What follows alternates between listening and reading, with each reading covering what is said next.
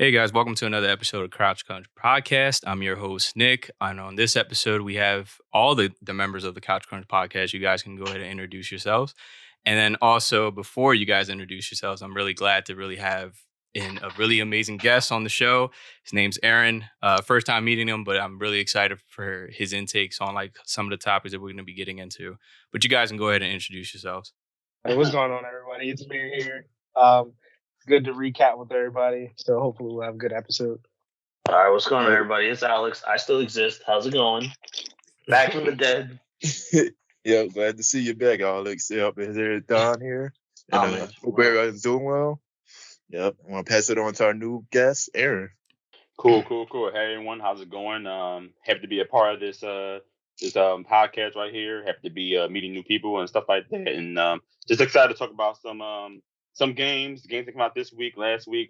Get my thoughts on it, and thanks for having me. Yeah, of course, man. And you can go ahead and tell us a little bit about yourself too while you're on the show. That way we, can get a little more of a intake on, the things you like and stuff like that. I think people would definitely be like, yeah. I consider myself primarily a Nintendo fan, though sometimes they kind of piss me off. So as you'll probably hear later on. That's Nintendo. That's typical Nintendo fans. Yeah, I was gonna say that's just Nintendo. But I'm primarily a Nintendo fan, though. Since it's the Switch, I don't get all the third parties, so I kind of game third party on either my Xbox or my PlayStation. So that's just the way it is being a Nintendo fan. I'm also a competitive fighting game player. My main fighting game of choice is Street Fighter. So, Nick, I did forget to tell you about that. Yes. Oh man, I'm already in love with the guy. I think he's great. Yeah. Can't wait for Street Fighter 6 to come out. I'm going to go crazy on that. Let's go. I also play Dragon Ball FighterZ competitively here and there. Try to get into it here and there. Nice. The game pisses me off. But I my first game console, I could say, was probably a Sega Genesis. So that's why I really knew. The culture. At that time. Nah, bro, not the Genesis. I was yes. What, bro?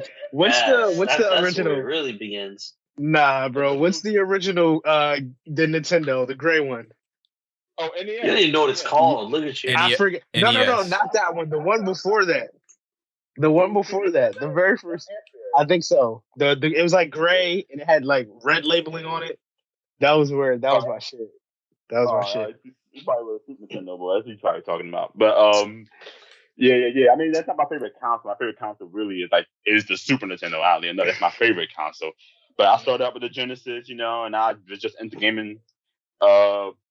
From there, I'm also go to fighting game events, fighting game tournaments. I go to local hosts, try to go there at least every week downtown Philadelphia, and just try to get my fighting game in. But I also get my regular game in. So let's go. Mainly Nintendo dude, but can't stay Nintendo dude because those third party support all the time. So yeah, I like that.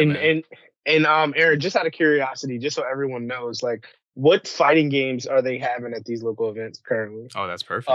Currently, they're definitely having. So they've got Guilty Gear Strive. That's a really big one. People are not surprised. Guilty Gear Strive. Don, we know that's a recent one though. That just came out, right? Right. It came out 2 years ago, I think, 2021. About a year and some change ago, but it's one of the more popular ones currently. They have Tekken 7. Obviously, Tekken 7 is extremely popular. Everyone plays Tekken 7. Yeah. They have Smash Bros. Ultimate, obviously, because everyone plays Smash Bros. Ultimate. I don't get the hype. Hey. I'm a Smash Bros. player, you know what I mean? I played competitive Smash back in the day. I played Melee, Brawl, Ultimate, Smash Bros. All of them. I played all of them. I just hate Ultimate. No, I just don't like Ultimate. Ultimate is corny to me. Then they have Street Fighter 5, which is starting to die down a little bit because Street Fighter 6 is starting to come out. You know what I mean? So people aren't going to waste too much time getting better at Street Fighter 5 when Street Fighter 6 is literally a couple months away. Yeah, that makes sense. Yeah, so there's not too much Street Fighter 5. So then they also host Splatoon 3 tournaments every now and then. So that's awesome. Oh, that's pretty cool. Yeah, that's pretty cool. I won't participate in those though. I'm not too good at Splatoon 3. I play it. I'm not too good at it, but I mean, it's nice to see that they have a game there for everyone who's interested in playing competitively. I believe they also do Overwatch things as well. I don't remember. I'm pretty sure they actually do host Overwatch tournaments as well. So yeah, awesome. Mainly a fighting game thing, but they definitely have other tournaments there besides fighting games. Awesome, buddy. Mir, did you ever get Splatoon 3? Yeah, I got it. I meant to get it and I never did. And I'm just now realizing that I never had it. Yeah, I got it. I think I got it when it came out back in, was it October? I think either October or September. Awesome. Nice. Look, I mean, I like Aaron so far, man. Really versed into like different types of gamings and styles and stuff like that. I think that's really great, man. It's nice to have you on the show. Appreciate it. And we're gonna go ahead and start on all of our topics on this episode. So what we're gonna go over is the Forespoken thoughts, Dead Space remake thoughts, Redfall expectation.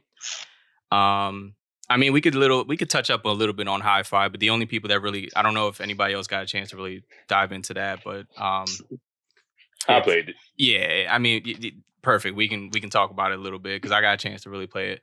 Aaron's overview on Fire Emblem, I think that's going to be real great to talk about. GoldenEye 7 coming to the Switch and Game Pass with multiplayer. And last and finally, why our new IPs are struggling to succeed. I can't wait to dive into that last one.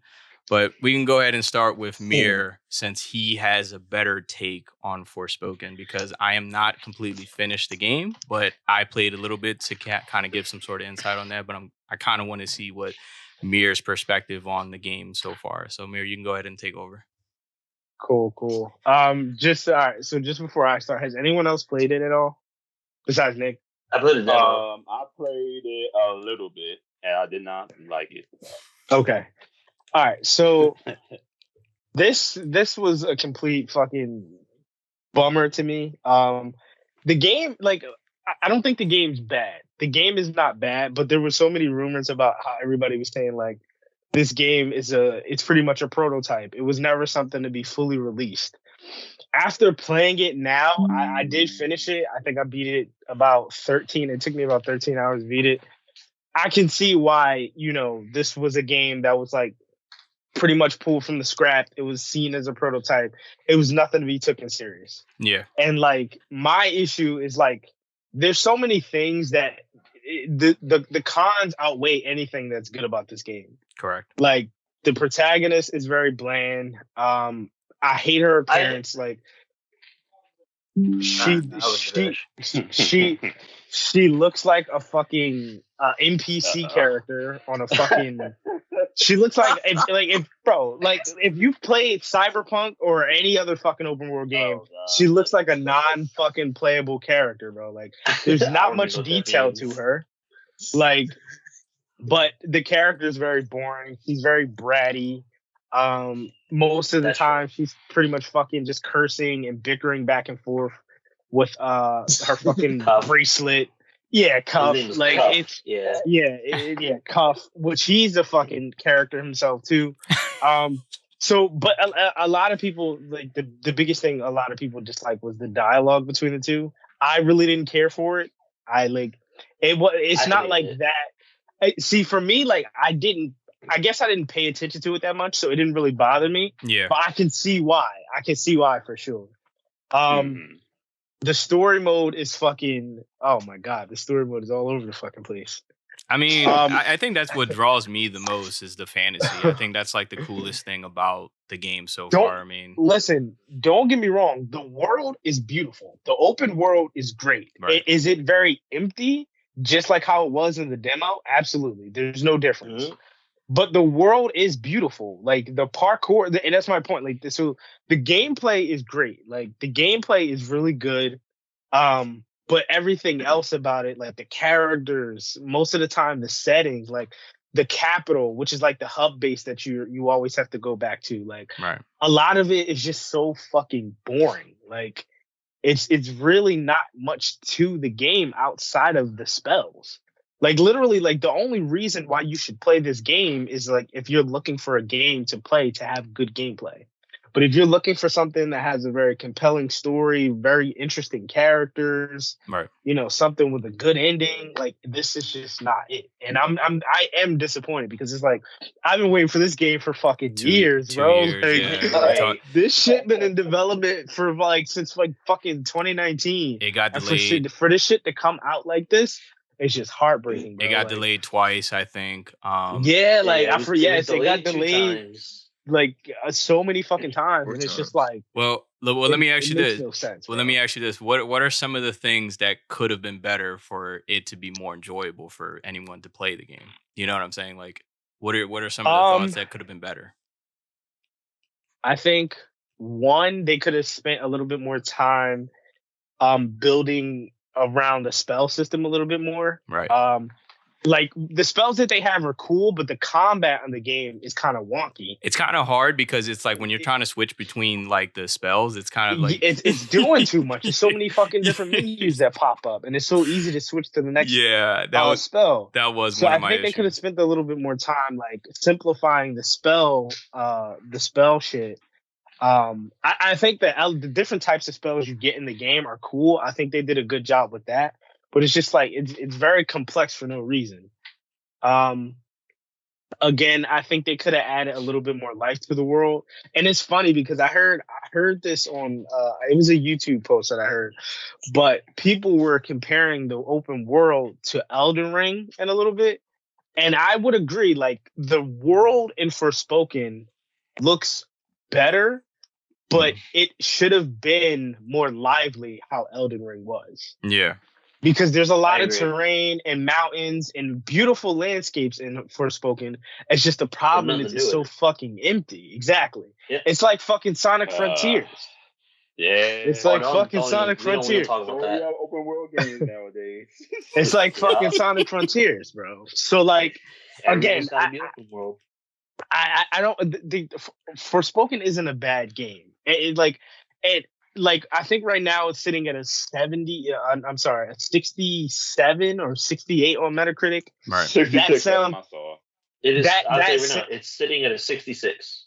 Okay, that's about accurate. Literally, this game should only be purchased if you don't have it and you're interested in this game. For people watching, buy this game on a sale.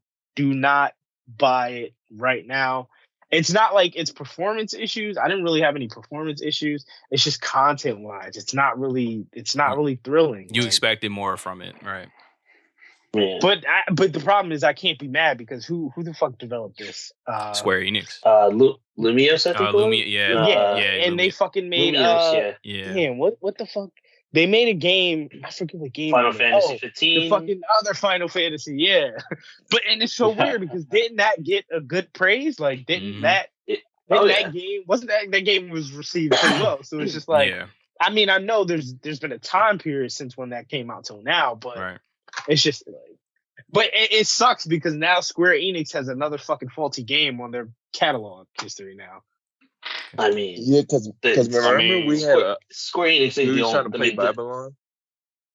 This is far from like their first like bad game though. They've had plenty. No, I know, but Square Enix is their publisher. They're inconsistent. Like they have good games, and then it's like they come around with bullshit games too. And it's just like, those JRPGs on the Switch are carrying them. That's what's carrying them. Triangle Strategy and all the other games on the Switch are carrying them right now, man.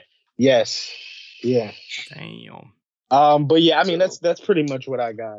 So if anyone else has any rages that they need to get off with that game, please feel free. I would like pretty much. I got something I want to say on Forspoken. If I can compare Forspoken to another game, I know you said Elden Ring, but if I can compare it to another game, I would compare it to, I don't know if you guys remember The Order 1886, where the game is beautiful, but it's so hollow.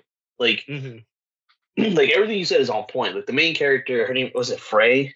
Yeah, it's Frey. Yeah, it's Frey. Yeah, something like I don't like how like pessimistic and bratty she is as a character. I think her character it was just weird. Yeah. Her interaction with Cuff it was annoying in my opinion. I did not like the interactions between them. Oh, wait, like you said, the gameplay is. I don't mean to cut you off, Alex, but I do have a point that I needed to remember. There's so many fucking things that's in the game that don't need to be there. So like every time you complete a major quest, there's a little hub option that gives you different selections to have a conversation with Cuff. And I find that to be Wow. so fucking stupid. Oh yeah, it's because it's like, time. Yeah, it's time why? consuming. Like any of bro, God of War Ragnarok, whatever you do, you're conversating throughout the gameplay. Why do I need to stop? Yeah, well, to I don't have need a to. Yeah, I don't need conversation to with unlock this? a conversation I don't like. This is fucking stupid. Like, Man. Well, I mean, I think it's just optional. bro. I think it's just optional though, right? Like you can kind of skip over it, but the fact that it just pops up on the screen is Bro, just the why yeah, can't they that's just what have you conversation as I'm just Yeah. out in the Yeah. world? right. It should be a thing. You're Like right. I'm just talk to me. Like I shouldn't have to select an option to talk. They really Same thing. Yeah, Like and if you maybe he's lonely. Maybe he wants to have a conversation. the same But like, the their same thing. conversation is so annoying. Yes, but That's the quality of their conversations aren't even that great. Like they hate each other. they do. And they don't. What? There's no development between them. what's one of the things they say? Newark. I think he says Newark. Is it? I don't know. He's just he makes like a couple of bad jokes in there. He's a corny ass fucking character. Yeah. But another thing is like, Nick, you might have seen it, but like there's certain little areas you go to, I guess, for like extra little secret missions and shit. They're like little hub monuments and shit. Is it the fast traveling where you actually get the rest? And no, it's not the fast traveling. It's like little like you know how Elden Ring has the fucking catacombs. Oh yeah. That's what I was trying to tell. No, I was trying to tell Don that on one on like off the air. I was telling him, I was like, it kind of resembles like Elden Ring a little bit when they actually go to like a different part of the map underground. Exactly. Yeah. Exactly. But my problem is like when you go to these little monument things, there's a whole fucking cutscene. There's a cutscene just to show you what the shit looks like. And again, it's just like, bro, why can I not move during this part of the game? Why does the camera have to show me the fucking monument? Like, why does the camera have to show me the monument? Like, I don't understand it. It's so fucking annoying. But go ahead, Alex. Go ahead, Alex. I know No. Yeah, overall, I agree with Mir saying that this game is very hollow. I definitely agree that don't buy this game at a $60. It's not worth $60 or $70. Bro, that shit's $70, bro. No. I would buy this. I'd buy this at maybe a $20 to $15 to $20. And that's not even including the deluxe edition, which is $100. Yeah, actually. get it at a sale. Like I definitely think people should play this game because like the gameplay is really fun. Yeah. But there's nothing else but gameplay. That's what I'm saying. Like, so if you want a game where you can just jump in and do some fun stuff for a little while, if you're looking for parkour and shit like that, just jumping around in a fucking empty world, then that's it. Yes. But like if you like you said, if you're looking for something engaging, you're not gonna find it here, unfortunately. I like how he pretty much nailed it on for everybody's opinion on the game. Actually, so it's like I don't even think anybody really right. Mir's right. Like what? Yeah, it's like no one is going against that. That's never happened. All right, well, I guess that's hopefully you guys kind of agree with the thoughts that we kind of went over on Forspoken. I mean, hopefully it doesn't deter you from playing it. We still want you guys to actually, go out there and still enjoy the game if you want to. We're just trying to name things that's wrong with the game that might actually, be in the way of your experience of playing it. So, take it with a grain of salt, but definitely we, still try to play it if you guys want to. But going forward, exactly. Like I don't want to deter anyone away from the game. Right. If you were anticipating this game, please go ahead and buy it. I'm just saying, if you buy the game at full price, I might judge you. I think if you do buy the game, like just don't be upset if you're disappointed with some of the. Correct, because I mean there is people who haven't even that's like Mir said before that's been waiting for this game for about 2 years now. I think I can proudly say I was probably the biggest advocate for this fucking game. Right. And now this shit I was so excited for this game, and it really was a letdown, man. But yeah, we'll go on to our next topic though. As far as now, I know we're gonna start off with Alex the first because I know he's got a lot to say with Dead Space, the remake. I'm hopefully that everybody got a chance to really play that game yet. It just released, I believe, what was it, this Friday, the 27th. So, and I mean, the only issue, before we get started, the only issue that I had was the release time because I didn't get the fact that, bro, that's what I was about to say too. I didn't understand with it being released at 11 p.m. Eastern time. I didn't get that. I thought I've never had to wait for a release of a game of the day of the release at like 11 o'clock. At PM, almost towards noon. See, I'm just putting it out there. I was up till like maybe 4 o'clock in the morning playing it, so I had no problem with it. Yeah, but I wanted to play it the night. Wait. What did it come out? Did it unlock at a different time for different platforms? No, they all across the board was 11 o'clock for anybody on the Eastern time. Yeah, it came out at 11 o'clock at night. Even if you went to go buy the game in like a physical copy of the game, it still wouldn't let you play the game until 11 o'clock. Bro, I was fucking pissed, bro. Like I was fucking mad. I pre-ordered that shit Thursday night. And mind you, PlayStation tells you the time for the like when it unlocks and it's available to play. Right. So mind you, I buy this shit in the afternoon. That shit's like, oh, you got 16 hours until you can play this game. I'm like, what? What the fuck you mean 16 hours? And 12 o'clock ain't 16 hours. How I actually figured out, it's funny. How I figured out was I woke up the next morning, Friday morning, and I was actually trying to play it, and it said 3 hours, and I'm thinking like maybe because it was downloading an update on top of the game and stuff. So I waited till after, and it still said 3 hours. I was like, I thought it was like some sort of glitch or something. I was confused. But yeah, I mean, go ahead, Alex. You can go ahead and get into it. I know you're definitely excited. All right, I'm gonna start off with a quick disclaimer because I'm gonna have a little bias because obviously Dead Space is my favorite franchise of all time. So, but bias aside. Not only do I think that this game is fantastic, it just might be the best horror remake in a long time. Yeah, like I'm talking like better than Resident Evil 2 remake. That's cap. Listen, that's cap. The Dead Space. Listen, I don't like I said. You can debate me all you want. It's not gonna happen.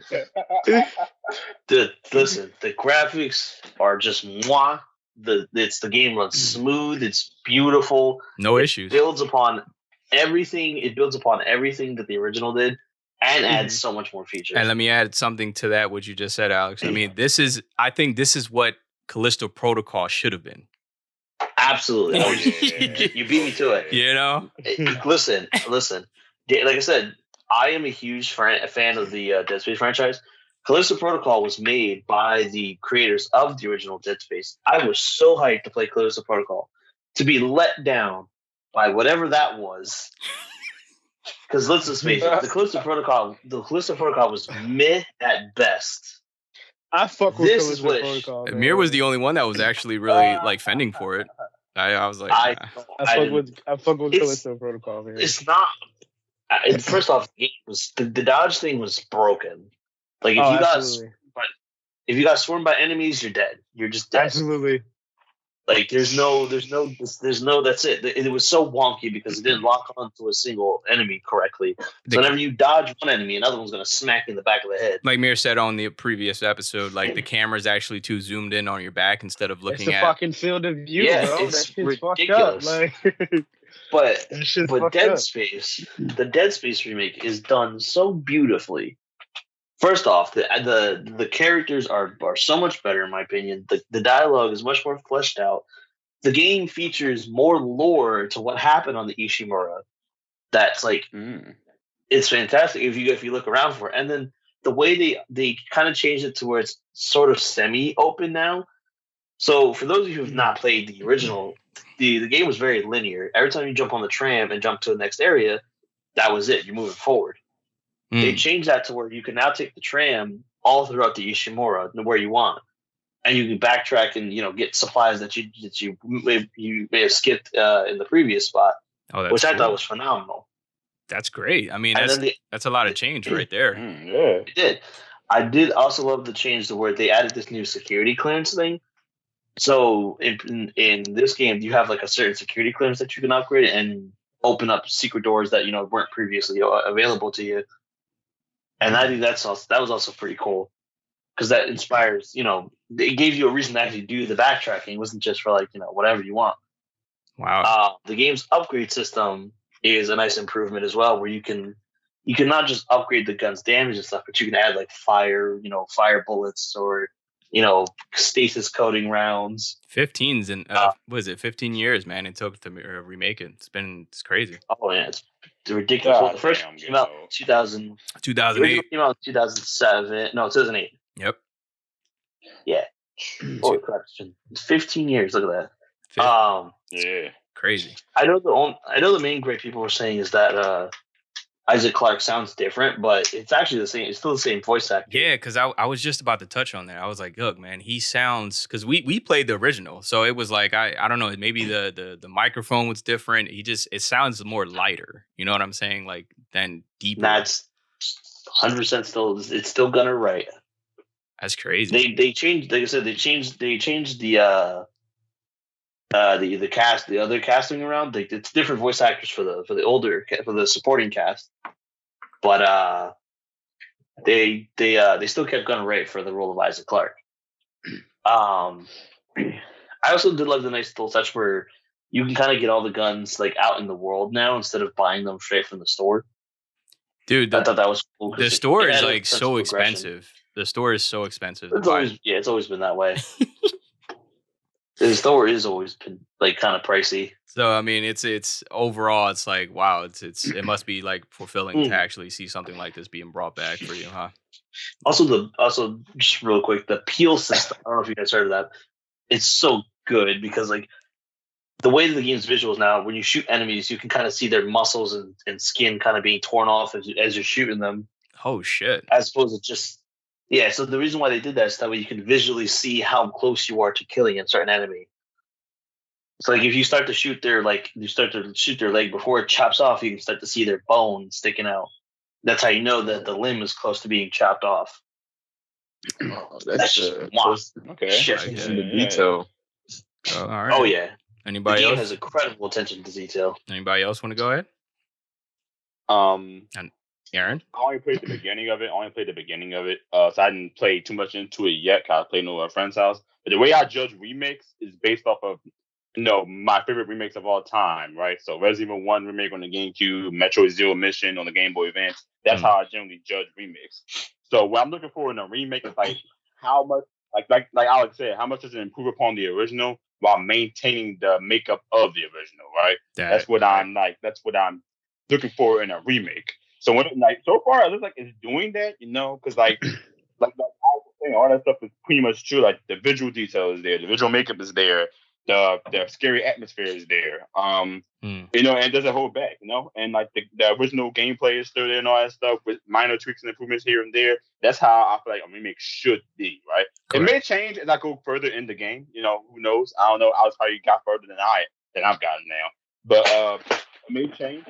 But like so far, I'm liking it. As long as it maintains that, as long as you could definitely tell there was a Dead Space 1 before that remake, then that remake has succeeded to me in that regard. My main problem with Resident Evil 2 remake is that while it was a good remake, it got rid of a lot of the stuff that made Resident Evil 2. There was no zapping system to connect the stories. Leon and Claire barely ever talked to each other during it. There was no. That's true. You take an item from this campaign and it affects the other campaign. If you play the original Resident Evil 2, you know what I'm talking about. You know how certain things in one story affect the other story. There was none of that in Resident Evil 2 remake. So like it got some things wrong along with the music, obviously, because music it's just white noise. It's not really that good. But Death Space seems to be like really on the mark with it so far. I'm enjoying like my current time with it, and I can't wait to play some more. But I love horror games. Like my favorite franchise of all time, one of them is like Resident Evil. So I like horror games. I like Silent Hill too. It's like I like the way that people get scared, and the scares and the chills and all that stuff. And Aaron, if you like horror games, you and I are gonna get along nicely. This is the king of horror games. That's mine. That's where I fit in. This is the king of horror over here. But Aaron, that's actually good that you said that though. It's like so is this your first time actually playing Dead Space in general? Like was this your first introduction? No, I played the original. Okay. All right. So that's why I was so happy. Like listen, as long as this sets the benchmark for horror games, horror movies to go forward, I'm cool with it. So this was like a perfect way to start back up the horror genre in general, right? Like I think that was right. I mean, you still got Resident Evil 4 remake on the way coming in March, and I think that's going to be another competitor. But to add on to Mir's opinion, I feel as though like that one's going to be over everything. Oh, okay. Yeah. I know this man. I know it definitely when it comes to like, especially when it comes to Resident Evil, it's just like it's over everything. But I like that. I like that the fact that you kind of touched up on some things, and same thing with Alex. Same thing for me, man. It was nice to really be back in the Dead Space atmosphere. I think I've missed this game for a very long time. It's funny because I think me and Alex actually just beat, what was that, last year? That may be in 2021, but we actually played Dead Space 3 all over again, which was a great game. I think that was early last year. Like we were doing a playthrough of the part 3. Yeah, so it was nice to go back and just enjoy that atmosphere. I love the Necromorphs. I still got it if you want to do a hardcore run. Yeah, I mean we could definitely get into that. I was gonna say we never beat on hardcore. It's nice. I did. But. It's nice to see Isaac back in action. And especially like I said, what remakes do is exactly what Aaron says. It's like if it's a kind of the same thing, the visuals are on point, the music, the jump scares. If it's doing exactly what it needs to be doing, it's just more pretty looking, is pretty much is what a remake would do for the next generation. But I think the most important thing is giving people the opportunity to jump into this franchise. I think that is the best thing to do, like when you're getting a remake, especially from a game that came out 15 years ago. I think that is the best thing that you can do for a game, for a franchise, to rebirth it. You know what I mean? So I think like as long as people are enjoying the game, that's to me, that I feel as though then the game is doing a good job. You know what I mean? Like especially as a horror game, because we don't really have too many of those nowadays. It's mostly just kind of a bunch of jumble pot of all randomness as far as genres. Silent Hill 2 remake coming. Silent Hill 2 remake. That is true. I was just going to bring that up too. Silent Hill 2's remake's coming up soon. But Konami's Konami doesn't have a great track record for that new one too. I can't wait to dive into that too. But yeah, I think that covers me. Mir, you wanted to add your part because I know you're further than me. So so I guess I'll be the leftist here. That's probably why he was so quiet. He didn't add nothing on. Yeah, Mir might not survive the next episode. Yeah. Listen, man. All right, so I'll say this. I have not played the original Dead Space back in 2008. I played pieces of it, but that was more so at a friend's house, so I never actually got to experience the whole thing. So we're coming off of Callisto Protocol in terms of horror games, right? So this game is phenomenal. Like everything you've said, this game, I have no complaints. Right. Like as a first time, it was a fake out. Listen, as the first time playing this game, I'm absolutely blown away. Like again, part of it is because I have just came off of Callisto Protocol, so it's very similar. But again, like how we mentioned before, like that was disrespectful. But Dead Space gets everything right that Callisto Protocol did, and I think it even adds into my main point about the later topic about the IPs and shit. But it's just like you mentioned it earlier, right? Like this is a spiritual successor. This is made by the team who originally partaked in the first game. So where do you fumble at? Like you have the blueprint given to you. So how do you just not follow up on that? Like the combat in Callisto Protocol, like it's night and day, right? Like obviously the field of view in Dead Space is much better. But the combat is mild, like the weapon choices, even in terms of like having access to resources, like you get ammo and all these different items, you get them much more currently, and it's just like Callisto Protocol, it's like you that shit is non-existent, right? Yeah. That's good. Again, that's good. Oh, never mind. I'll let you finish, and then I'll talk about the Callisto Protocol. Yeah, like again, like Dead Space, everything about it. So like a lot of the things that you guys were mentioning earlier about like the secret doors and needing the security clearance. And then, hopping on the train from like being able to go from one place to another. I thought these things were already in the game. So it's interesting to hear that they weren't and that they're new like features. So I think that kind of like makes me appreciate the game even much more now. So yeah, I mean, I find the game extremely good, very solid for my introduction to the game, and I think like for people who haven't played this game, I think the remake will be a very good start for everyone. Exactly. That's why. So Dead Space remake, I solid wish I 10 out of could. 10. 10 out of 10. Recommend it, guys. Recommend it. If you guys haven't got a chance to really check it out, Oh, definitely. and then another thing, this shit is well worth the $70 too. Oh yeah. Oh Yes. yeah.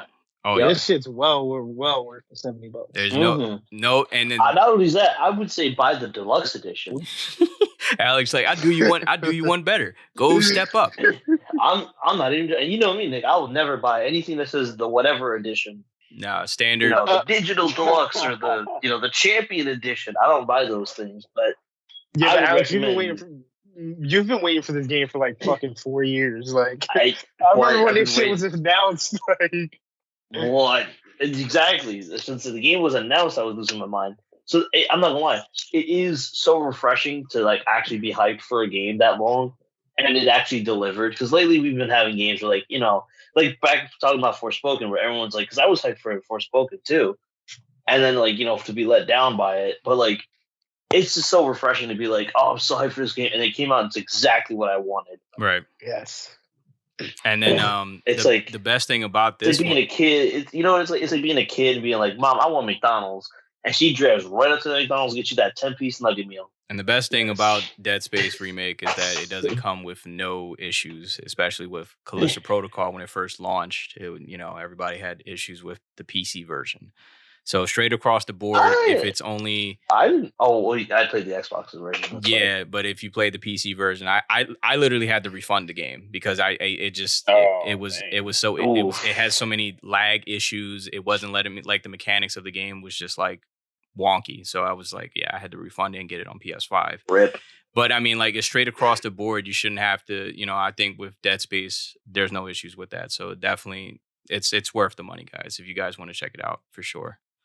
But yeah, we can go ahead and move on to our next topic. The next one we're going to talk about Wait, is... Don, did you have anything?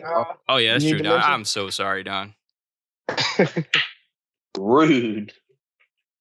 Yeah, I'm about to say is my mic on? I was about to say, like, I just want to do 2 cents. Like, one thing I would say, I wish they would have kept the trilogy on the PlayStation Store because they took it off as soon as the Dead Space. Of course. Yeah. Yeah, I was gonna say, Yeah, like, but You know like, what that damn. mean, right? Know what that mean? Yeah, right? listen. yeah, I don't understand why they do it. I get it. I don't know if it's like some sort of way to Yep. promote the next addition to like this new upcoming game, from whatever Well, it is. But it's a way for them to be like, "Hey, buy this version, play this one instead," because Yeah. damn, this is the new We one. don't We want get- you to we buy don't- this. We don't get that. They don't get as much money for That's you a- buying the older version. that's Yeah. so shitty because Right. like Don, who hasn't even got a chance to even play the first one or the originals, you know what I mean? That would have been great opportunity to play this one and then jump into the I next got two. Don, just real quick. I got the full series installed on my computer. If you ever want to come through. Oh yeah, for sure. Because I definitely wanted to. I never got my chance to dive into that series before, and I always wanted to. Oh yeah, but, I got them all. I'm I'll an definitely addict. come through to Um, that. For sure. my bad, Listen, Don. Yeah, I just wanted to add that. All right. Sorry about that, Don. Forgot about you back there, buddy. You good. So go ahead. We can go ahead and move on to Redfall expectations. And again, I'll throw the mic to Mir because I think he's very excited for this one as well. So I think he's going to be wanting to talk more on that. So go ahead, Mir. I would assume. I'm assuming, Alex. We're excited for this, right? Oh yeah, Arcade Studios. Yes. Yeah. It's looking good. I don't know. For some reason, when we had first seen it, I think I don't remember that first trailer we seen, but whichever one was from last year or the year before that, whatever, it looked a little bit different this time around during the presentation. But I'm still excited for it. My only thing is like, I don't want because Xbox Xbox needs help. Xbox is on the fucking back burner. Like Xbox can't afford to fucking, and this can't afford to flop. I mean, obviously Starfield is on its way. Whenever that shit gets, I was gonna say, like, yeah, they still got Starfield, but we don't even know how that's gonna turn out though. Yeah, but Starfield comes out 2029. Maybe. We'll eventually we'll get there. Maybe. Bro. Yeah, I was gonna say Starfield will come out with the Xbox 3, the Right, Xbox, Series WYX. But nah, yeah, like Redfall's looking good. Graphics are fine. I think the biggest part for me that I've enjoyed the most has been I guess like the skill set, like all the different types of equipment you get to use. Like I'm not sure if you guys seen that recent gameplay trailer at the Xbox conference, but then all right, so you probably know which part I'm talking about. But there's a part where the character walks into like a building or something, and the vampire's standing right there, but he uses like this invisibility type of skill, and he's able to like creep past him. So it's more so like the little subtle shit like that I find like really interesting. I'm just hoping that it's not a very simplified version of like Back for Blood again, because I don't really want that. I want like, hopefully not. But it's crazy too, because I played it not too long ago, and it's in a pretty good state now. But like, I just don't want it to be very bland. Is the way, because what they say is like one of the first things they said is like this game is to be a story mode experience, right? Like it's not a simply carbon copy of just a co-op, a shooter, survival wave type shit. Like it's actually supposed to have a meaning and thoughtful story to it. So I'm hoping that delivers. They also talk about how big the map is. I think Arcane, they talk about how this is like one of the biggest maps they've ever created. Really? So that says a lot too. It seems like there's a lot of things to do in the world also. Like there's different areas you can take over. There's different bosses you fight. Another thing is like, even with these boss fights, like I wanted to have something like, and Alex, maybe you can help me out with this, but like, how like Call of Duty Zombies, there's always certain little things you have to do in order to be able to beat the boss. I don't want it to be as simple as like you just continuously shoot the boss until it dies. I want it to be pretty challenging. Okay, we have to collect this piece, or okay, we have to turn these things off in order to break its shield. Yeah, it has to. I want something. You want like raid bosses, so like exactly, exactly. You want some Doom I want something like that in it. I don't want it to be as simple as like, oh, all four of us are here. Just bullet sponges, yeah. No, I don't want that. I want something in depth to it, right? So sort like of each type of. So sort of like Destiny, how you used to fight Atheon or something like that, right? Exactly. Like, yeah. Right? Like how you have to break shields, and everybody has to know. Everybody has to, when they're picking their character, they have to know their class. You know what I mean? Like everyone has to step on a certain pad and like turn on this laser that'll shut down the shield. That was gonna be my next. That was gonna be my next question too. Like, are they classes in this game, or is it just like? I think there are. I think there are. I don't think they're classes. I think so this is kind of like more of like a hero shooter thing where like they're like they have like roles, but not necessarily a class. Does that make sense? Yeah. Like and this is the thing I'm concerned about. I wonder if this game's gonna have any type of customization as far as the characters, because that's a good point. We haven't seen anything yet. They haven't shown exactly. So let's say, like you said, Mir, you said you got that one character that can like go invisible and like and kind of creep around. Is he going to do that all the time, or can I change that to where like instead of doing the invisible thing, I could take on like a drone that like a flashbang or something. Yeah. Because I remember watching the deep dive. He not only does he turn invisible, but the one character that does that, he has like this like crow that he can send out, and it like I guess it like acts as like a recon drone. Yeah. And he can like he sees everything throughout the walls and whatever. But is that exclusive to that character? Is what I'm saying. Because if that's the case, then we're gonna have the problem of people picking like everyone's gonna pick this character because he's got that OP ability, and you know what I mean. I don't know, like maybe it's locked to where you can only pick one character at a time. Yeah. But that's what right now my concern about it.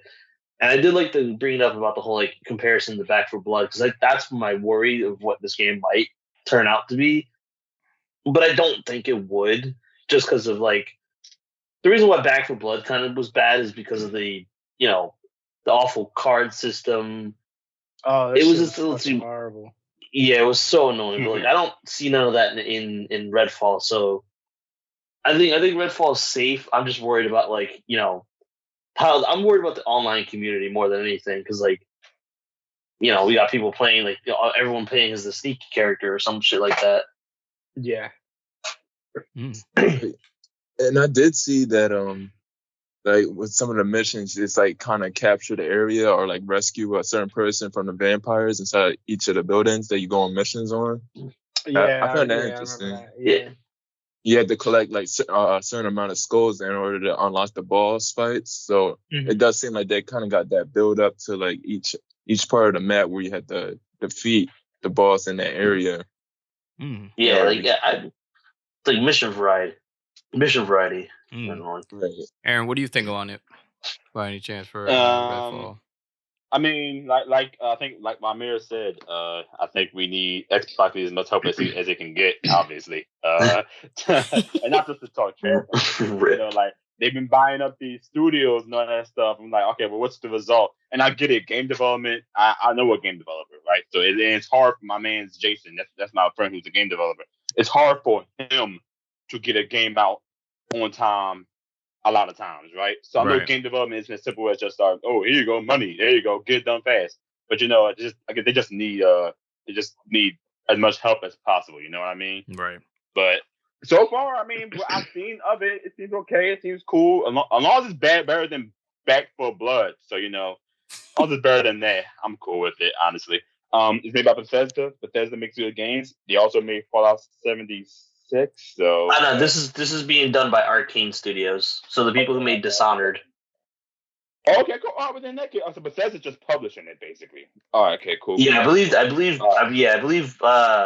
Bethesda is publishing this game, but it's being developed by Arcane Studios. Okay, cool. Sounds cool. That gives me hope. Listen, if you think, say Arcane really has a good pedigree if you think about it, because not only they got Dishonored, they got the Deathloop game, which was not bad. I'll say this. Right?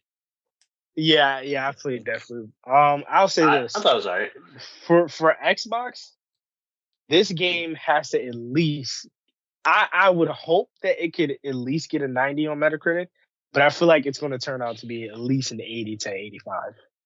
The reason why I say it needs a 90 is because this will really let us know with the flow of what everything has to come from Xbox.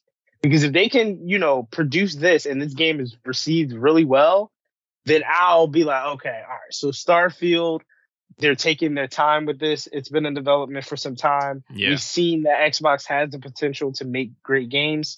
Okay. So I can see, I'll be a little bit more hopeful with that. But if this game comes out and this shit's at like a fucking 78, then I'm sorry, that's a fail for Xbox. Well, that's going to be my next question too. Like when did we start seeing like a going downhill for Xbox? And I'm guessing. Bro, that shit's been going downhill since last fucking generation. Ever since the fucking Xbox One came out, that shit's been ass. Wow. Damn. I mean, because they got no exclusives. Listen, it's just the truth. Yeah, I mean, with Halo coming out, right? That I guess that just didn't. Yeah, but Halo shit didn't do anything. It didn't even make a dent. Halo hasn't been good since Reach. Damn, Halo 4 wasn't good. Halo 5 was okay. And then the show doesn't make up for it either because like it's the show's trash. Have you guys watched the show? It's really bad. It's so stupid. Oh, yeah, Nick was telling me about it on that last episode. It's not too good. It's such hell. And that's why because like the look of the show is actually the show looks like if you look at like a poster or something, you think, oh shit, that's a good show. You watch it and you're just like, what is this? And they actually try to take like some sort of scenes that's actually like from the game, the first person view, shooter view. And it's like there's some scenes that it's like featuring, and like that's a neat touch, but like that's it. Right. It's weird because I was kind of making this point earlier about like how, and to be fair, I mean this came afterwards, but like you know how well The Last of Us is doing. I was pretty much saying like that. This pretty much opens the doors for like video games to be transferred to like actual TV. The problem though is like The Last of Us lays the blueprint, but like Halo came out before The Last of Us, so they don't But the problem with that is that's not a hard thing. Like The Last of Us show is only good because of the pedigree of the game. Like, correct. It's not. It wouldn't have been hard because like aside from a few key scenes, the Last of Us show isn't it very close to the game? No. Yeah, I wouldn't say. But yeah, I was gonna say we're covering that already on a separate series for the podcast. But I only watched the first episode. Oh, thank you, sir. I've heard that aside from a few key scenarios, that the show is very close to the game. So yeah, I mean, there's they're keeping it as close as they can, but there is some things that they're kind of missing out. That a lot of the fan base. Can you say that? I was saying the game story is so well written. They expand on the characters so much in the game. It should be an easy 1-to-1, but just to hear that they're like, diverting to an extent is interesting. Honestly, I guess some things work and some things don't work. And that's the best way. That's the best way to really express it, because it's like there is some things that work and some things that don't, and that's why they're not trying to cater to just one perspective of the gamer view. You know what I mean? They're actually on this another spectrum of a new audience. You know what I mean? So that's kind of why they're trying to do as much as they can to keep it close, but also add some new touches on there. You know what I mean? Okay. Also, I have a mean hot take about The Last of Us, but we'll get into that a little later. One more thing about the Xbox: they need Japanese games.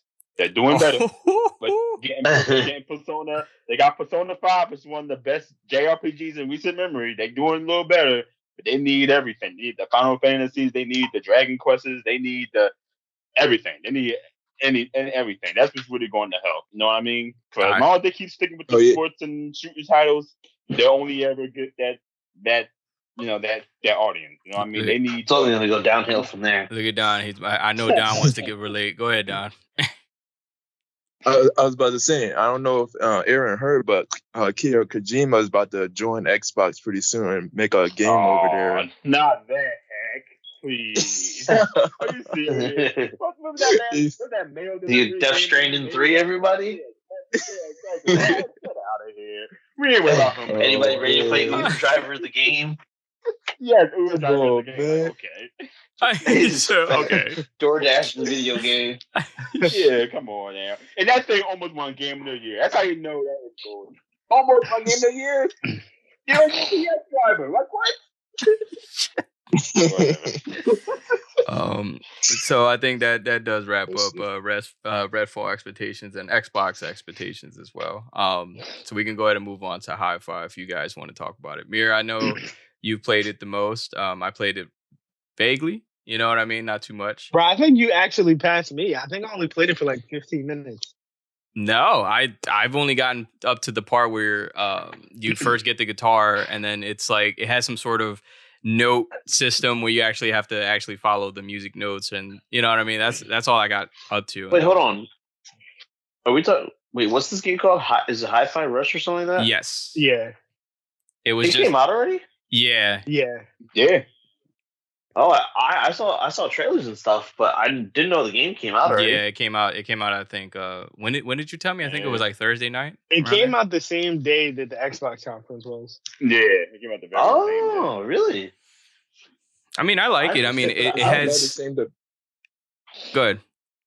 Isn't it by the same developers of Bloodfall 2 as well?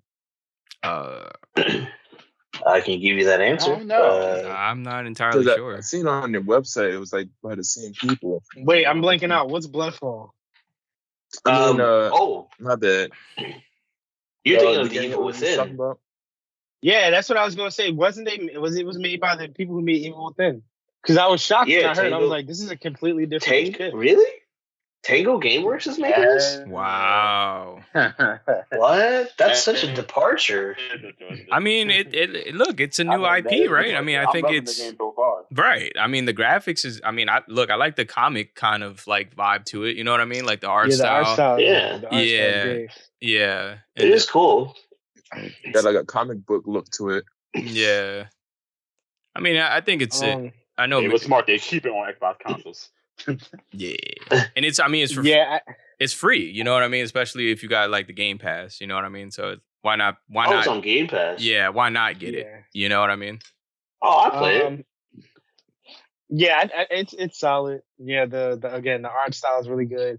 I think the main protagonist is pretty cool. And I mean, I think with this game, the problem with it's not a problem with this game, but a lot of people aren't really fans of music rhythm type of action games, and I think like the game that I don't know if you guys heard of it, but a game came out last year. It was called Metal Gunslinger, I believe it was called, or something. It was pretty much, it was pretty much a copy of Doom, but it just played all heavy metal music, and it was a game based off of rhythmic patterns. Like the way you attack, it would have to be in sync with the music, right? I think HIFI Rush, because it's in third person, it suits the game a little bit better that way. Because when you're playing in a first person, the music is so loud. There's so many fucking enemies. You're more so worried about killing the enemies outside of like actually matching to the song or the beat. But with HIFI Rush, I think because you're able to see, the guitar, and you're able to see the animations to when you're supposed to sync in with the music, I think they did a good job, like, putting that out there. Because I think making these type of music rhythm games, like action based anyway, those are kind of hard. That's why I don't see them so often. But for most of all, though, I was really impressed that Xbox was able to deliver this day one. Like, because when they were showing it, the trailer and everything in the conference, everybody was like, "Oh, this game looks pretty cool. It looks Try cool." it out. And then once it was like, this game is going to be available right after the show, I think then that's when people were like, "Oh shit!" Like, this, because Xbox never does this. Like, so that's why, like, I don't know. Maybe they're getting a little bit ballsy around this time. I'm telling you, bro. It's that Starfield. Starfield is getting ready to release, so Xbox is pulling everything. But nah, the game's good. Again, graphically, it's really good. The actual like songs in the game are pretty cool. And I guess the biggest thing for me is like it's an actual like platformer too. So it's a mixture of both. So it gives you that classic platformer feel with the music also. So it's pretty cool. I was about to say, kind of gives me like a Guitar Hero / like beat 'em up, hack and slash kind of game. It seems like the direction. I gotta check this out. All right. HIFI. You just put a new game on my radar. Yeah. I mean, if you guys haven't got a chance to really get around to trying out HIFI, definitely it's available on Game Pass if you guys already are a member of Game Pass, and check it out. I mean, definitely. Go ahead, man. Aaron, did you have any thoughts? Oh, just overall, that I like the game. Like y'all was saying, the cell shaded art style is really, it goes well with the game. The combat's awesome. Like, I like that rhythm type based combat. You know what I mean? Because it's really out of left field for Xbox, whether Microsoft just to like release a game like that. And like it was somewhat of a mic drop. You see people on Twitter talking about it's similar to No More Heroes, or like it's a Xbox release. This is very surprising. It bodes well for Xbox in general to release a game like that.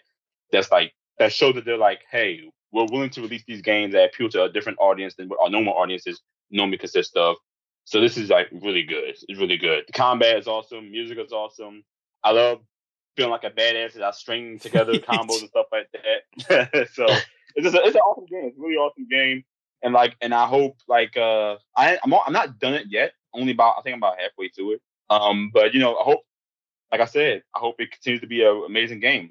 Platformer is really solid, and they got a nice little somewhat weighty feeling to the platforming. So overall, the game is awesome. Like you said, the game of the game is awesome. You're definitely doing yourself a disservice by not playing it if you haven't already. All right. Sorry about that. Aaron almost went over you, man. I'm all over the place. No, it's all good. You're 0 for 2 right now, man. I know. But yeah, I think if you guys haven't got a chance to really get around to it, like Aaron said, it's a great opportunity for you guys to try it out. It's available on Game Pass, or if you want to try it on PC, it's the same thing. Game Pass, you can get it on there. Bro, wait till this shit hits the Switch, bro. Yeah, Like, this shit I hits can the see Switch. it. I can see it touching the Switch. I could definitely see that. Bro, this shit give hits it the like- Switch, it's over. I definitely could see that. Give it like 6 months. I see the jump touching the Switch. It's so weird how we all how every different platform interacts with each other. Because I feel like if this shit was on PlayStation, nobody would have bought it. Nobody would have given a fuck. Well, Nobody I'm would glad you brought care. it up because If this shit was on PlayStation, nobody would give a fuck. Here's why. Here's the crazy way I believe me. And this is gonna sound real crazy, Aaron. You might think I'm nuts for saying this, but Resident Evil 6 is actually not bad on Switch. Huh? I've been playing Resident Evil. I'm telling you, I know it sounds crazy. I know it sounds crazy, but I've been playing Resident Evil 6 on the Switch. I've been enjoying it. I don't know why. Because I know it sounds gameplay. 6. I know it sounds crazy, but I've just been having. It just feels more fun on the Switch. Now I'm not saying it's perfect, or I'm not saying it's perfect. It just feels more fun than when I played it. When I originally played it on the Xbox, I thought it was dog shit. But on the Switch, I was like, why am I having fun with this? Must be that 30 frame cap. That frame rate drop. I can't. I'm not gonna defend it or nothing like that. I'm not defending this game. But I'm just saying I've been having a little bit of fun with it. It's just a guilty thing of mine. Okay, well, I think Game Pass does open up more people to play HIFI Rush. I think it does. I can agree with you there. It does open up the possibility for people to get involved with that game, so that's good. Right. Dang. All right, we can move on to our next subject, and this is going to be Aaron. Man, you're going to take the spotlight on this one. Aaron, you want to kind of give us an overview on Fire Emblem? I know you got a lot to really talk about that. You can go ahead and kind of talk. Sure. Well, first, have anyone in here played another Fire Emblem game? Or is it just me? I have not. I have not played a single Fire Emblem. Not a single one. I played Fire Emblem Warriors. Does playing as Martha on Smash count? No, that does not count. It does not count. Extent of my Fire Emblem prowess. Well, overall, Fire Emblem is a strategy. It's a strategy RPG. Basically, you move on a grid, you attack on a grid. It's not like a regular RPG where you go to an enemy and just attack, or see them in the field just attack. You have to actually move your character to the actual unit and attack. It's kind of like chess in that regard. You know what I mean? You know how you play chess. Okay. Kind of how you play Fire Emblem as well. Fire Emblem Engage is the latest one in the series. Just off rip. Just so full disclosure, the story is horrible. It's not that good. It's very generic. Damn. Very by the numbers. Engage is it called? You said? Yeah, Engage. Fire Emblem Engage. It's a very by the numbers animated storyline. Everyone's hype over the main character, even though he does absolutely nothing. So it has moments where it tries to pull you in, but you're just not invested in the characters or the overall conflict going on. The main character loses his mother, wants revenge, has to, find these magical MacGuffins that push the story along, what have you. It's disappointing to go from Three Houses, which had a really good story, the last Fire Emblem game on Switch, to this, which has just it's a story. It exists just to push the plot forward in a sense. But graphics definitely an increase over Fire Emblem Three Houses, because Three Houses looked like they were definitely on a budget. It was frame rate was wonky here and there. Resolution was definitely low. And frame rate really doesn't matter in a JRPG as much, but it still detracts from the overall presentation. You know what I mean? Right. Yeah. But the graphics, they're running at a much higher resolution, which is good. Not 1080p, because it's a Switch, so of course you can't reach that 1080p. But it's running at a higher enough resolution where you can see the graphical difference and see the improvements that have been made. So it definitely looks a lot better on the Switch while docked and on handheld. So that's a definite. Oh, nice. Yeah. Surprisingly, right? Gameplay, amazing. Gameplay is probably the best Fire Emblem we had in a very long time. My main problem with the last one, Three Houses on Switch, was that it was too easy, even on the harder difficulty. But this one, on normal difficulty, you're really busting your ass to make the right moves, especially since like the enemy units can now take advantage of all the advantages that you have at your disposal as well. Like they have this new thing in Fire Emblem Engage called chain attacks. Is where you chain attacks together with your fellow enemy units, as long as like adjacent or near you or something like that. You can chain attacks together. It could be 1, 2, 3, 4. I think it go to like 5 chain attacks. And the enemy can take advantage of that. And if you're not too careful about where you place your unit, they can't kill off your unit in one turn. And that kind of like gets the blood flowing and gets your mind thinking like, okay, well, I gotta really be careful. I gotta really use some strategy, add some text to how I approach this particular battle. So that's good, They have these things called emblem rings that you use to summon past Fire Emblem characters that bestow upon you like special moves or like stat boosters such as avoidance stat, which helps you dodge, defense stat, attack stat, luck stat. It just these emblem rings just help you overall boost your character beyond what they normally be capable of at that time in the game. So think of it as like a somewhat kind of comeback mechanic to an extent. If you're losing, you can pull that off. But even though it's a comeback mechanic, your enemies can still probably kill you. That's how hard the game is. The game is back to being regular Fire Emblem hard. After the Three Houses making it easy. So not only that, there are also terrain effects that these characters can do. Like, let's say if you want to have the terrain be on fire, there's a character that does that. It can light the terrain on fire and it damages the characters who are on the terrain. So that helps. It's a really good strategy system that helps you, that really makes you take advantage of all the characters and all the abilities your characters have. It's kind of pointless going into the class system because I didn't play the other one, but just know that the class system is, for anyone watching, the class system is a lot more streamlined, but also has a lot more depth into it. You could be a regular sword swinger, and then you go from a sword swinger to a sword master. It's just a lot more streamlined, but without sacrificing the depth that the last game had as far as the class system goes. So overall, the game is just it's amazing. The game is awesome. Story, if you like your JRPGs with like a amazing story, might not be for you. I'm not saying the story is horrible, but it's not. I mean, it's Naruto. I'm saying that. So not Naruto in the way that it's the way the story is, but more like how it's structured. It's like it follows a traditional generic anime plot. So, but if you're there for the gameplay, the gameplay is like the best in the series we had thus far. It's definitely. I hope they continue with this going forward. Wow, and this is justice for Zazaba, by the way. And this is a Fire Emblem Engage, correct? I think this is the. This is Fire Emblem Engage. The second Okay. Fire Emblem. Wow, dude! Yeah, the series. It goes from 1990. Wow, damn. Yeah. Wow. Yeah. It wasn't going to be anymore until like the 3DS. The 3DS Fire Emblem came out. We was on the verge of not having any more Fire Emblems at all. But once the 3DS came out and rejuvenated the series and breathed new life into it, that's that was it. It started taking off. One more thing. People might be pissed that there's no social links in the game. I mean by social links, you can't date your fellow people. You know how people like the life sim type stuff. They kind of tone that down immensely from Three Houses. Three Houses, you can marry whoever you wanted, build bonds with them. You can still build bonds with them and engage, the newest one, but it's nowhere near as pronounced. It's just stat boosts and that's about it. You can talk to them, have fun with them, yada yada. But don't expect to be no anime weeaboo thing going on there. It's none of that.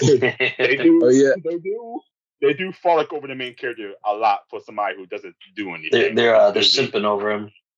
Yeah. They're simping over him. Despite the fact that he's very ugly. His hairstyle is horrible. But gameplay, 10 out of 10. I'll say that. Story, 5 out of 10. But gameplay, it's there. It's the best one we had in quite some time. Interesting. Oh yeah, I would say that I did hear about like the dialogue. It was kind of switched from censored coming from the Japan version. The dialogue censored a lot. I'm like, oh, okay, I can see what you're saying about mingling with the other girls and whatnot. Yeah. Man, the only ones That's truly interesting. mad about that are people who wanted to marry little girls. That's the ones who are mad about The lollies. That's who are mad about that. It is not that bad. Yes, it's censored. No doubt it's censored. Of course it is. Nintendo at the end of the day, they are going to censor some stuff. But come on now. I mean, the characters aren't even like that interested for you to be like that involved with it, honestly. Right. Plus, you're weirdo for wanting to do that. Yeah, it's always those like weirdos that want to do something like that in the first place. Nice. Yeah, exactly. So like, I mean, I hope this life sim stuff comes back in a final game later on down the line. But with it being gone in this one, nothing's missed. You know what I mean? Right. Story, gameplay, pretty damn good. Nice. Nice. Well put. So I do got a couple questions, right? So for me, right? So for people who are interested in getting into the series, right? I think my biggest thing with like, I guess more so specifically this one, per se, Mm-hmm. the game, I guess is more so the way the game looks. And based off of the way you're saying, it sounds like it's similar to Mario Rabbids in a sense, like you control your characters, in a sense. you get to move them to a direction, and it's obviously turn based. But like, is is the setting like still 3D technically, or is it? The setting is still 3D. The setting is still 3D. You know, when the battle engages, it switches to a 3D fight. So it's the battle is everything. The game is still 3D overall. The camera's a little different. The camera is you look down from at the characters rather than being like a true 3D environment. And that you nailed it on the point. That's I guess that's my concern. Not necessarily because like I have an issue with over the top, but like because this is a brand new series for me getting into, I don't know how well I would enjoy that. But based off of you saying that the gameplay is really good, I think that still kind of draws me into it. So my question is like, I'm not sure if you played the one on mobile, but there's a Fire Emblem game on mobile. I haven't downloaded it yet, but I just wanted to know if there are any comparisons between the two. Like, would I get a feel from the mobile version compared to the Switch, or like, are they completely different? They're not completely different. There's a little bit of interchanging things there. But the thing is, the most similar thing probably would probably be the emblem rings that you use to summon past heroes from other games. That'd probably be the only similar thing. Other than that, the mobile game it's a somewhat good representation of what you'll get in the console version. So yeah, but I will say that if you're new to the series, I would certainly get this, but also start out with 3 houses, as that's not too difficult. That's not too much on the too hard spectrum for you. You know what I mean? And like just start out with not doing classic. Because classic is when if your character dies, they stay dead. So start out just doing normal, Don't do. Oh, they stay dead. That way, yeah, they stay dead. So that way, if your current characters die, they can come back next time. You don't want to do classic. Classic is for purists like me, who like who clearly like to be abused. That's what it's for. But overall, start with 3 houses, but also getting into this because this one's really good. Nice. Would a good comparison be like Persona 5? Like if somebody's into that kind of, because I played Persona 5. That's the thing with Persona 5. Persona 5 has a lot of social links and life simulation things. This one kind of turns that all the way down. They're still there, but they're nowhere near as pronounced as Persona 5. You know what I mean? And now that Persona 5 on normal is also an easier game. I played through it, I beat it already. It's also an easier game. This one will probably test your mental a lot. You know what I mean? You'll be sweating thinking of strategies on how to beat just one enemy unit. You know what I mean? Just one enemy unit. There's a weapon triangle. So swords beat spears, axes beat swords, yada yada. There's a weapon triangle, so be aware of that before going in. There are some rules you need to follow and take heed to. Nice. Gotcha. Okay. And that's kind of why I didn't really have much of a say, because for me, I'm pretty much getting educated on Fire Emblem because I've never actually checked it out. So it's nice to actually dive into a different culture. And that's why I'm really just absorbing everything you guys are kind of talking about. So I like that we can actually talk about games like this and it actually touches on a different scale. And I'm hoping everybody got a chance to really check out the new Fire Emblem Engage. Aaron hit a lot of the nails on some of the topics that need to be brought up. So good job on that, Aaron. And I think we can go ahead and move on to our next topic, which would be GoldenEye being brought into, I think, Switch and I think the Game Pass. Now, I'm not sure exactly what GoldenEye is being brought to the Switch or the Game Pass. I think it's the very first game. It is. I don't even think I've even got a chance to really play it myself. I think the only one I really remember me playing with my cousins will probably be GoldenEye Rogue Agent for PS2. Oh wow. Yeah, okay. So that's the most I've ever played from GoldenEye. It's usually kind of just like a, I'm not entirely sure if the movies. I think the movies were definitely first before the games for sure. Obviously. The games in this case, I think the original GoldenEye came out before the movie. I think. Really? I don't think. No, I think the movie came out first. Think so? Yeah, I don't know. Either one is kind of like I can't really grasp like the storyline besides him being like an agent, and he's always have to set on like this journey to kind of like assassinate. I think like one of the antagonists of the game or the film. You know what I mean? I could never get my head around the story. I just know it was just like kind of like a shoot, aim sight, aim down, sight, shoot, and that's pretty much it. I never really, I think it was fun for the multiplayer aspect of things, but I don't think I've ever kind of grasped towards like the storyline. But I'm thinking like, I don't know, maybe this would be a great opportunity if it's coming to the Game Pass. I guess this would be great for me to really try it out for the first time. Remember, just go in knowing that it is a product of its time. So you know how first-person shooters were back in the day. They weren't the best controlling. It was so go in with that thought. It can certainly be a fun time, no doubt. But just know that, and then they decided to do some weird things with the Switch version and the Xbox version, some weird parallels. Like the Xbox version has the better controls but no multiplayer, but the Switch version has the worst controls but multiplayer. What? Strange. That's weird. Really? What? I don't know what's that about. Why? And then the music is a little messed up to an extent. Like it's an okay enough game. Not them fucking the music up. I mean, you gotta take it with a grain of salt, right? I mean, the game is from when is the first game came out? I think it was like the 90s or something. 1997. Yeah, like I mean, of course the music. Speaking of which, the movie did come out first. It came out in 95. But it would have been a perfect opportunity to remake it, right? Like it would have been at least like if you would have pushed up the graphics, the music, fix all those issues, right? Like you'd think they would do a remake or something. There's a remake out there. It came out on the Wii in 2010. 007 GoldenEye for the Wii. There's a remake out there. Really? They didn't want to use that one because it had Daniel Craig rather than Pierce Brosnan. But I don't know. I think they were trying to bet on people's nostalgia classes being fully on this one. It's not a bad. Not saying that, but more effort could have been done to spruce it up. I would rather have the Wii version. But the Wii version is pretty damn good, and I just think the Wii version is pretty good. That is a remake, but I guess they wanted to hey, remember this? Yada. I used to play back in '97. Buy this $50 expansion pass. It's not worth it. So that's what it just sounds like it's not worth it. Yo, that shit like Max Payne. Yeah, dude. Yeah, I know exactly. Oh my gosh. They just splat the permanent face of somebody on there and they called it a day on the Pixel. Yeah. You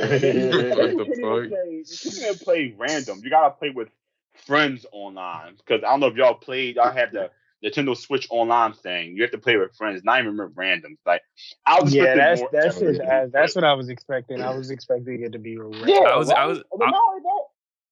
Go ahead. The screen sharing is still there. So people are screen watching. Like, come on now. The classic. I was gonna say I've been off the Nintendo system, for a while now, and it's like they still haven't even implement for friends to be able to invite still. They have it, but The- it's handled in some Nintendo very Online has always stupid been way. It's so stupid. We have to talk through a phone app, like and then Well, yeah. it still sucks, but they did they fixed it with Splatoon though. Splatoon, you can actually invite people. You can have a party in there. They did fix it with Splatoon. Did they have in-game voice chat? Now, if they can do it I think it does. Yeah. Now, if they can do it for all games, I think that'll be the blueprint right there, right? Like you figure out. Yeah, let's say. So the point is, they can do it. They just choose not to. But you know what the problem is though? It's our fucking fault because everybody's so fucking in love with Nintendo games that they don't bitch about it enough. Nobody gives a fuck. That's why. It's very true. Everybody's just like, oh, Mario Kart. What the fuck do we need to create a party for? We can just play online and just have fun. Like nobody really gives a fuck. It's just like, whatever. And that's the problem. Like I'm tired of kissing Nintendo's ass, bro. I'm tired of kissing their fucking ass. He's got a point. Mirror's like, it's time to take a stand. Yo, bro. Metroid Prime 4 has been in development since 2017. We haven't heard shit yet, bro. And I'm telling you, bro, and that's the crazy part. Like, we only accept this shit with Nintendo. If this was Xbox or PlayStation, Pitchfork we be on that. We be on their ass, bro. Well, because it's Nintendo, we like, go ahead, take your time. You know, it doesn't matter if the game comes out and it's shit. It don't matter if you don't include multiplayer. You know, the basic shit of gaming. We don't give a fuck, bro. Like that's see. They said the Switch has made them so much money they have to find new ways to spend it. They have the money to go into R&D for this voice chat. This native voice chat, native messaging system, they have the money. Just nobody complains enough. That's the thing. Exactly. Bro, why you say friend code? Oh yeah. Oh my god. You still need friend code. You still need a friend code? I'm giving out my phone number whenever I like to deal with the friend code thing. Like 26733. Right, like yo, what's that friend code? Yo, my friend code is 221-894-4489. Like, bro, you play Smash. Bro, listen, you know what's even worse than that? Why can't we direct message people? Bro, this is the most simplest way of communication. Being able to send a message, bro. I'm telling you, man. Back in the early 2000s with this shit. Oh my gosh, Nintendo #do better, bro. I'm telling we bitch about the wrong shit with Nintendo. This is why we don't get shit. We bitch about fucking Joy-Con colors and collector's editions and collector's editions about fucking wait. The Joy-Con drifting was a real thing for a while. Yeah, well, no, that's fine. That's fine. But motherfuckers are bitching about, I need this fucking specific Joy-Con for the Legend of Zelda sequel and this. And it's like, that's what Nintendo focuses on. And it's like, bro, no. Fuck all that. Like, I don't want a Zelda fucking console. I need you to put a better resolution in your fucking games. Like, put an actual online infrastructure. Exactly. They're charging you $60 for a goddamn Wii game. Exactly. About that. Exactly. And bro, let's not talk about how Nintendo games never go on sale. Why is Super Mario Odyssey still $60? That's a 6-year-old game now, bro. Yeah. And these dudes on Twitter were arguing to the ground about why they can't do this, why they can't do that. Give me some tech mumbo jumbo and all that. It's like, all right, man. All right. That's crazy. I'm telling you, bro. Like, we don't. The Nintendo slander is real, man. Like, Nintendo just walks all over us. Yeah, we were talking about 007. It's like you can't bring up 007 without bringing up the problems of Nintendo's online infrastructure because they technically have the better version, I guess, gameplay wise. I guess the Xbox version has 4K textures and like a probably better frame rate, maybe. But you know, the better version as far as gameplay probably be the Switch version of 007 going on. So you know, you get into that and you're like, I can't message my friends. I can't voice chat with them. I can't do none of that. Like, why even have an online mode? Like, what? What is this? Yeah. Which is a shame. Yeah. Such a shame. Like you said, it sounds like the Switch version is the more fun version. Yeah, and that you can't experience to its full potential because these assholes won't let you message people or talk to them. Nick, when you put this episode up, I need you to put hashtag Nintendo, hashtag do better. I got you. Bro, you know what the crazy part is though? Like we're bitching about this shit, but Nintendo fans not gonna give a fuck, bro. They gonna play that shit either way. No. Not only would they not only they not care, but they're gonna come after us. Watch. Yeah, like just not Nintendo fans. It's like you guys are just the same dudes. Yeah. That bought the newest Pokemon games, knowing damn well they were damn near broken on release. Listen, that's the point too. Listen, I bought Pokemon Violet, right? I was the first to say, man, this game runs like shit. Oh, you talking about the new one, right? Yeah. Yeah, Violet. Yeah. Scarlet and Violet, like, don't get me wrong, it's pretty fun, but like, bruh. And then you say, bro, it's a kid. Bro, why are you complaining? Like, oh, whatever. Another thing, bro, I still find it crazy that Nintendo are selling 2 different versions of Pokemon, bro. I know that's been a traditional thing.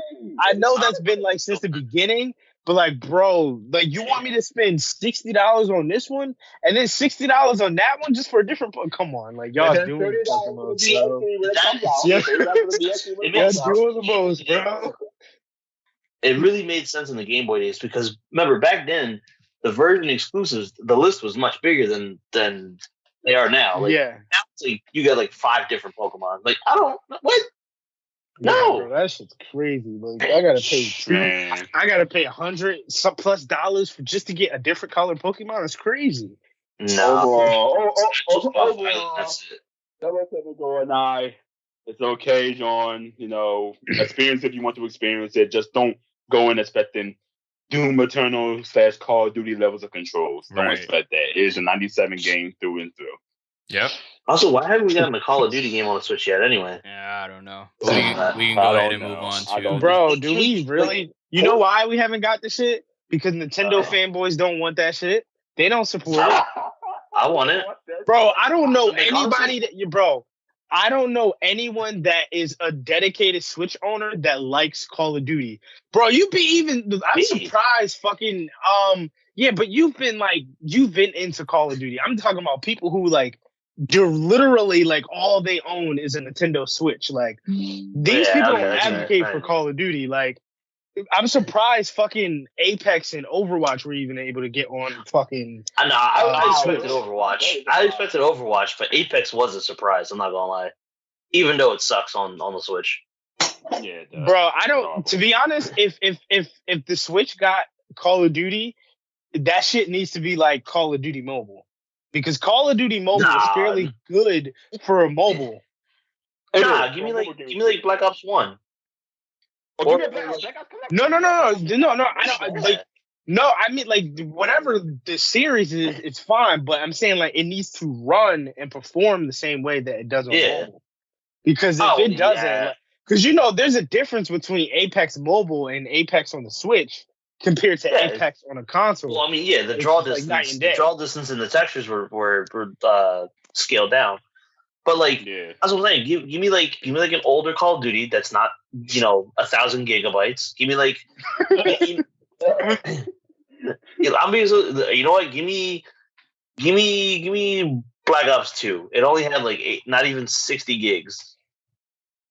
Give me Black Ops. Give me all the zombie maps, and then I'll be good. Mm-hmm.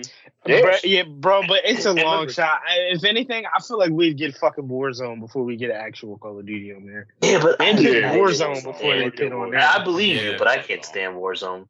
Warzone sucks. I hate it.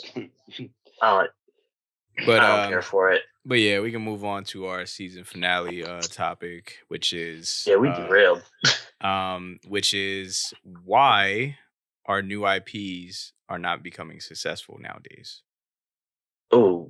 Oh, interesting. Who's starting us off? I got my view on this. I'll let somebody else go first. I guess I'll go. Yeah. You start us off. I'll go after Mir. So I feel like it's pretty self-explanatory. Like all the new IPs that's been coming out, the majority of them been shit. Not shit in the sense that like they're completely terrible, but like They just don't exceed everybody's expectations. Like, and I know, like, I'm not a big person that relies on like different media outlets for reviews. I usually just, do it based off of what I like. But like, if you're telling me 10 of these fucking outlets are saying this game is very mid, then at some point in time when I play this game, I'm probably going to feel the same way. So it's just like, even if we go back to 2021, right? So like, the only one I can think of offhand is Back for Blood.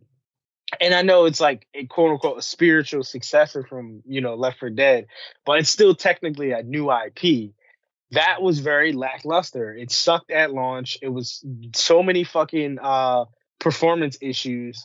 Again, I think right now it stays at like a 60 or a 70 on Metacritic. Then what do we get after that? We got Returnal. Returnal was another one. Return the refund. Returnal was received better, but it was still another new IP that was very mid. Again, like a lot of these shits aren't even like, can we consider them to be new because they're just being influenced from other fucking games. On top of that, what else did we have? Gotham Knights. Gotham Knights was another one. Like I was super excited for that.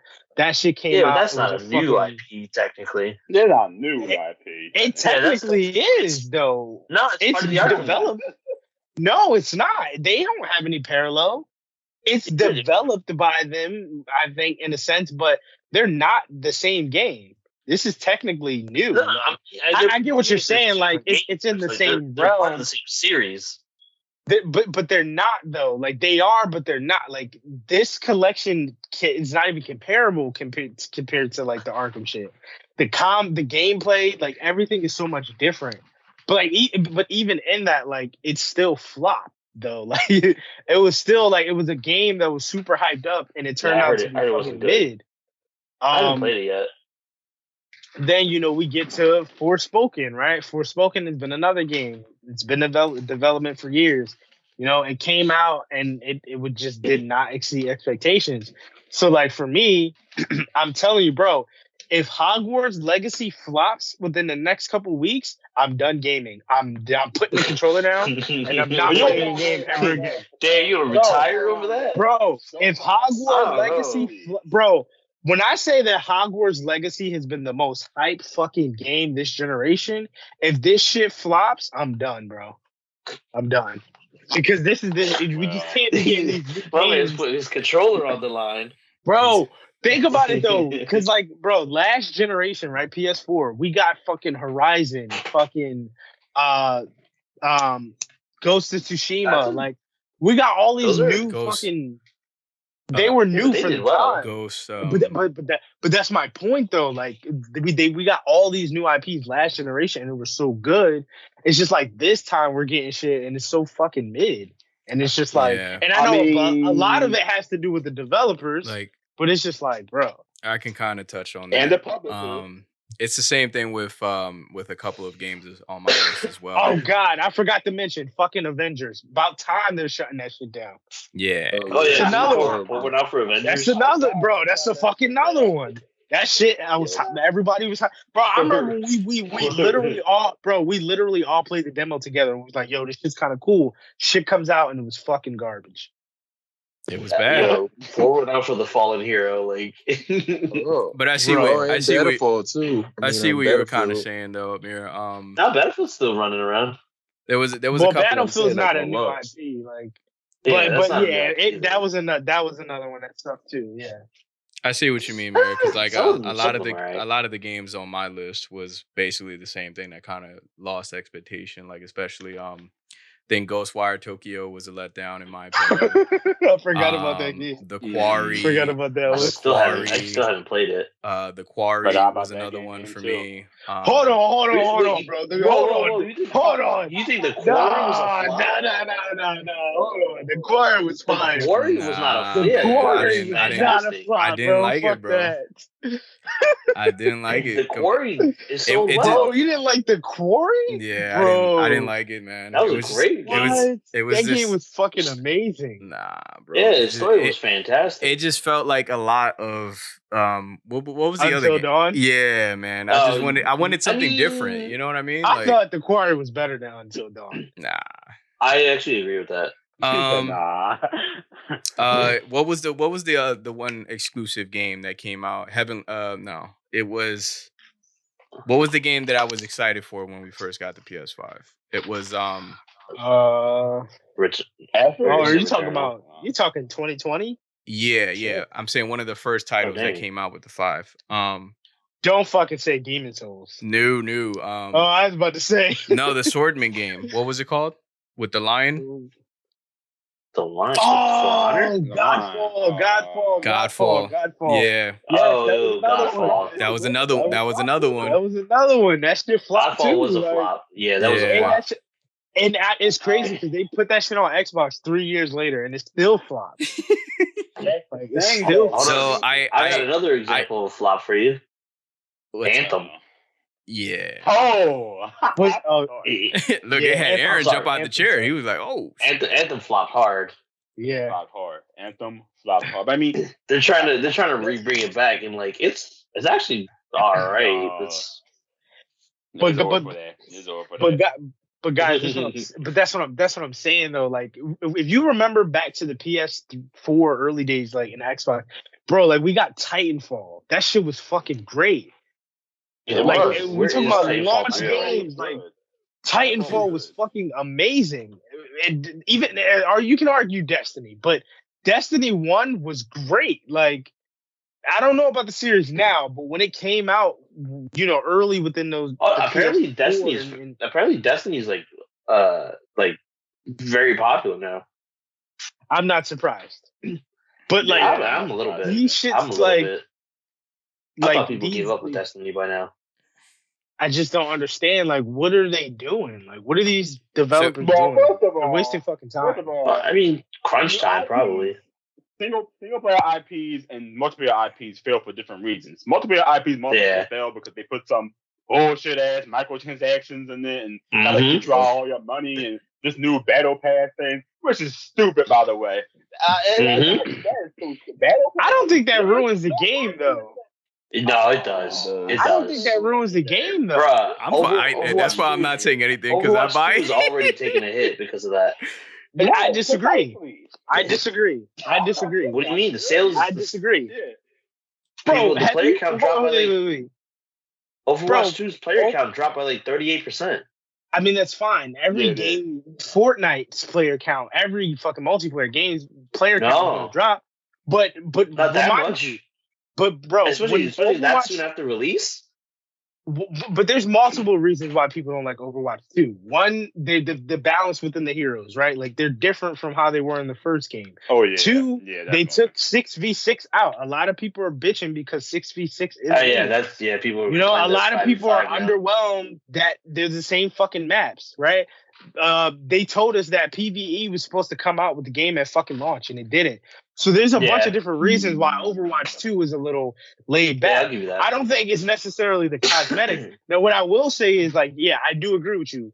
They took the feature out from Overwatch 1 where you get to earn the in-game credits. You can't do that shit now in Overwatch 2. Unfortunately, you do have to purchase everything. But stupid. The uniqueness, though, of the Battle Pass, like, again, unfortunately, it does. Well, not necessarily. It doesn't suck because while the Battle Passes are in the game, you don't have to buy them. But with each Battle Pass, there's a new hero. The heroes are completely free. You don't need the Battle Pass for the heroes.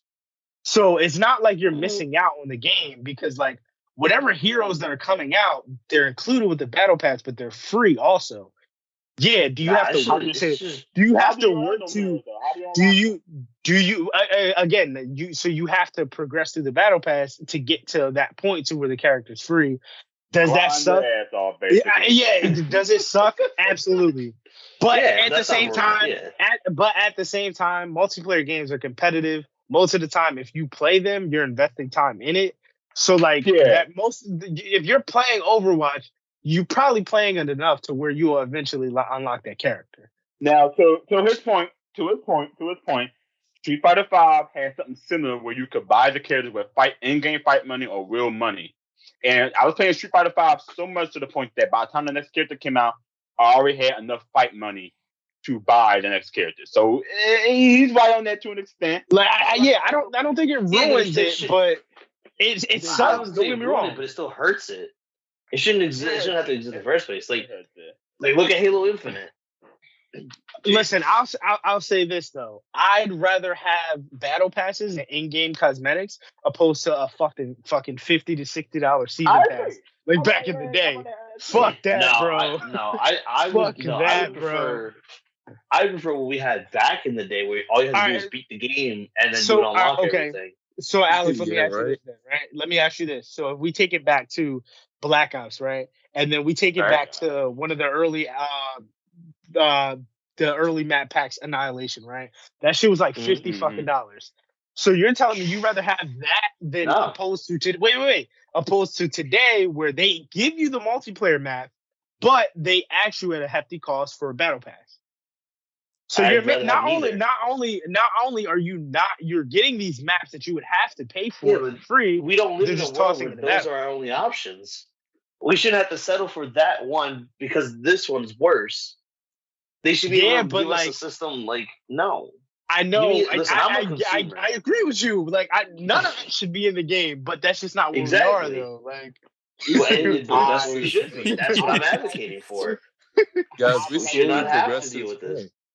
I would like to point out that new IPs have been suffering, but on the Nintendo front, our new IP's been doing good. Just saying. He said, "Oh man."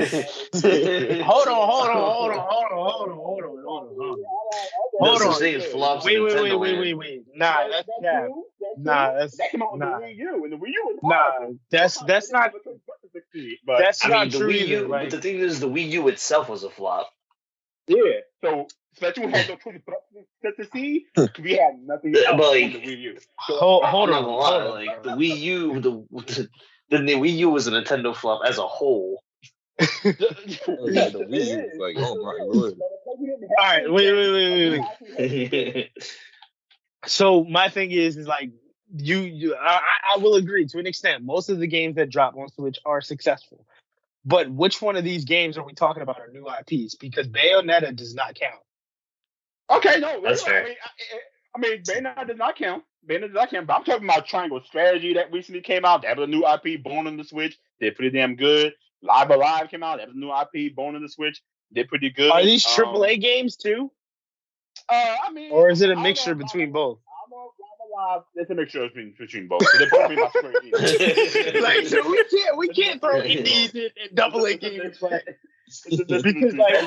there's a different like expectation for. When I'm talking about like a lot of these games that are flopping, these are AAA games. Like, you know what I mean? Like, so don't get me wrong. For AAA. Don't get me wrong. The Switch and most of the games that drop on the Switch do very fucking well. Again, I think it's because Nintendo fans are fucking pussies and they accept everything. But like, no. But bro, that's been so. But that came out in like 2017, and there has nothing, no follow up. Like, we're still waiting for a CGI trailer for Metroid, bro. All we got is the title screen. That's all we got. CGI trailer. I'm waiting for literally anything. But like they'll give us a CGI before they give us the actual gameplay. Nintendo's stupid. They do stupid stuff all the time. They did put out Metroid the other one. Yeah. Right. Which Metroid Dread was right. Yeah, Metroid Dread was good. It was good. Yeah. But again, that's not really. Well, I mean, I wouldn't consider it new because again, it's just another addition to the Metroid series. But most Metroid games don't sell well on the Nintendo console, so that was like a lot of people would start playing it. So surprisingly, they're really good for the Metroid series. Very surprisingly. But I mean so that does make me curious. So like, what was the last like new IP for Nintendo that was a brand new IP that was a AAA? I'm gonna say Astro Chain to a degree. It's not AAA as far as like maybe budget. No, I consider it AAA. It's a Nintendo. Nintendo developed it. Yeah, but I was gonna say, and it came out. They had commercials and everything. But that's but think about it though. But that was what 2017. That was fucking like 6 years ago. Like, it's 2019. Okay. Astral Chain didn't come out in 2019. 2019. I'm looking at it right now. Did it really? August 30th. 2019? August 30th, 2019. Bro, okay, 4 years ago. That's still a long ass time. Like, That is. That is. Like, It's still a long time, no doubt. but these are 4 the years things. ago. These are the things we need to be asking Nintendo about. Like, when's your new next game? Like Arms. I liked Arms. Arms was fire. But like, where's another game like that? Like, when are we gonna get these? I mean, you got Ninjala. Get the fuck out of here.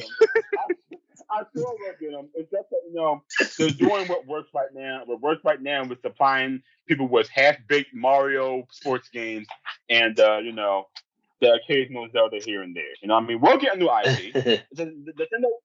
Their asses are not on fire enough. Man, according to Nintendo, the new Zelda is their new IP. That shit gonna last for the next 10 years. I mean, before they gotta make anything. But here's the thing, Mirror. Here's the you gotta understand. That game, no matter what, is gonna sell so well. They don't even need to worry about anything. They don't. Yeah, that's what I was gonna say. They don't. Like you already know that game's gonna get Game of the Year as soon as it comes out. That's Exactly. Bro, there's no way. No, it will. Well, to be honest, that might be. It will. You might be right because there's nothing big coming out this year.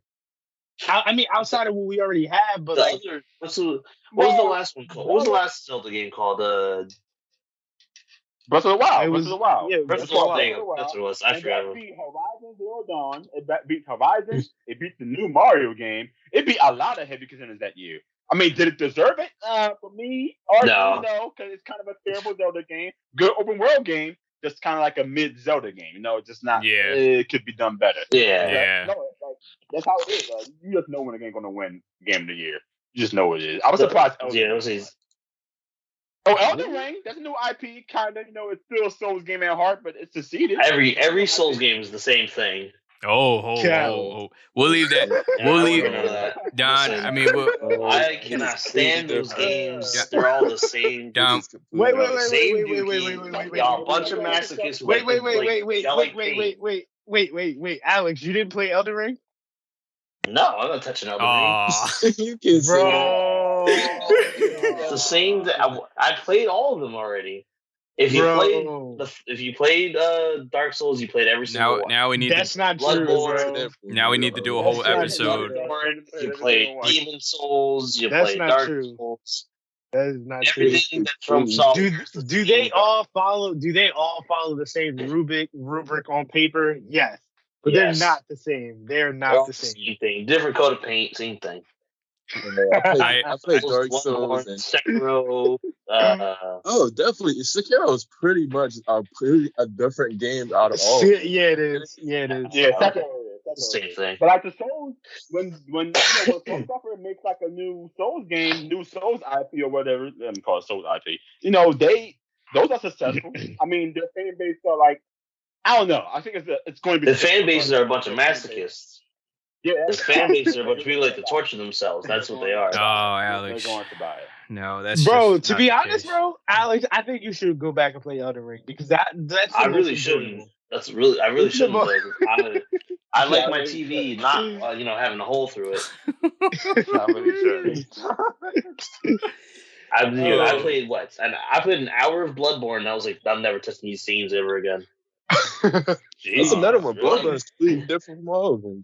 Yeah, Bloodborne is Bloodborne good was the too. last one I played. Bloodborne was the last one I played, and it's the last one I will play. Yeah, did you get past the wolf there, buddy? I don't know. No, I did. I didn't play Sekiro. I don't want to touch Sekiro. I didn't play Elden Ring. I think I played Dark Souls 3. Yeah, That's right. We played that together, right, didn't Nick? Yeah, we did. And the co-op so why is the co-op so convoluted? Like, Got that Summon. Nintendo co-op going on. Got that Nintendo. Nah, they do. it's a Nintendo game. Like, what's going They on? do. Got that joint where you can play together, but you'll disconnect every 2 minutes and you can't talk to each other. I will agree with that. The inviting system is pretty annoying. Yeah. That's the Bro, only but thing. it's still Demon Souls is the fucking worst, bro. Yeah, it is. It's fucking damn near impossible to find those damn stones. It is, and it's really hard. It's so stupid. Yeah, it's really difficult to find those stones. Oh man. I would say Babylon 4, that's another example of a new IP that just flopped on release. I don't know what happened with Babylon 4. And I was super excited for that, bro. Me too. I was like, what was that? You was excited for that? Come on. So I think the biggest question to ask here is like, what can they do going forward to make it more? Stop with the stupid microtransactions and multiplayer games. Yeah. And if it's a single player IP, stop trying to make everything a live service game. Yeah, stop trying to do that. Stop trying to do that. And if it's a new single player IP, like just be as creative as you can possibly be and give the developers enough time to actually make a good game. Come on, any studios are doing it. So I would say make it about the fans instead of, you know what I mean? Yes, by far. Gotcha. Yeah, don't. And then like another thing they need to stop doing is that whole crunch time thing where like companies are like, hey, yo, we got to get something out by April, even though it's December right now. We need it right now. All y'all gonna work triple shifts to make this game that we don't even like. Like they need to give these actual game designers time to properly design a game instead of giving them like exactly. I don't know, bro. I don't.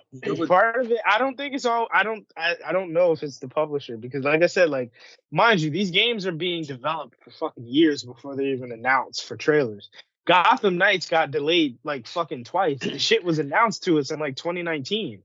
The shit came out in 2022 and it still didn't fucking. Yeah, but bro, it's because crunch time. The game was already. But bro, it's been developed years before that though. Like the production for that shit probably started in like 2018, maybe late. Yeah, but bro, 2017. You know how long it takes to make a game. But that's my point. Like from 2017 to 2017. But no, because that's not accurate either. It took fucking God of War. What? It took them 4 years. They was able to get that out in 4 years, and it came out perfect. Yeah, I'm sure that game was not in production for 4 years. Yeah, God of War Ragnarok. 4 years. No, I'm sorry. I'm talking about 4 years. No. God of War Ragnarok. It took 4 years since 2018 came out. Yeah. That game was not in production, but I'm saying it was not in production for that long. Yeah, no. It hadn't been in production for much longer. Come on. Like that's when they announced it to us, but like, nah, bro. That game, the game got announced like 2 years after that. Bro, so that's the announcement. That's not when they started making it. I looked it up. It took, but that's what I'm saying. 15 years to make that game. God of War Ragnarok. Yes, but it took them 15 years. I'm sorry, I read that 5 years. But that's literally what I'm saying, though. I'm literally saying. No, I'm sorry. Hold on. Shut up. So both the original God of War and Ragnarok totaled a 15-year production cycle. That's fine. That part's fine. But what I'm saying is like again, bro. The perfect point would be fucking Cyberpunk. Cyberpunk was announced in like 2012. Mind you, there was probably some development, but even before that. So the shit was in development for like 10 plus years, only for it to come out and have all these issues. That's what I'm saying is unacceptable. So if we're like narrowing it down to like time frames, I don't think that's always accurate either. Yeah, but Cyberpunk's problem wasn't time frame.